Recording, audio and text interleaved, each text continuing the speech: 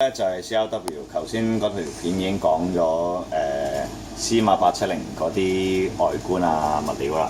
咁而家咧，我哋頭先手痕又攞咗個把子，呢個2.5米外打嘅，呢個5米外打嘅。咁嗰陣時入咗幾粒啫，咁而家認真啲啦，再入滿咗一個彈殼，再試下5米同埋6米嘅距離啦，因為間店細冇計啦。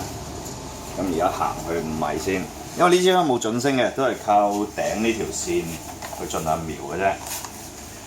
好，咁啊睇下呢個有冇槍穿個槍嚟先啊！未有彈嘅呢個，試下瞄先。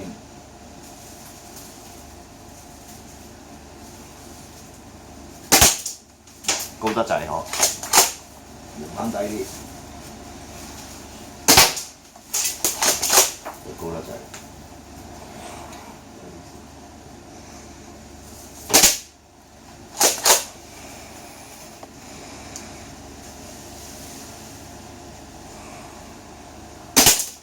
有陣時個雞好緊，呢支係膠身嚟嘅，最平嗰支版本。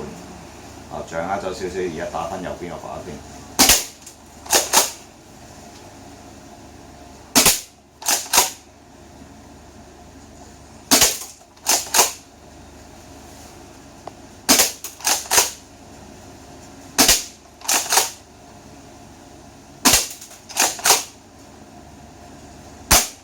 冇晒啦！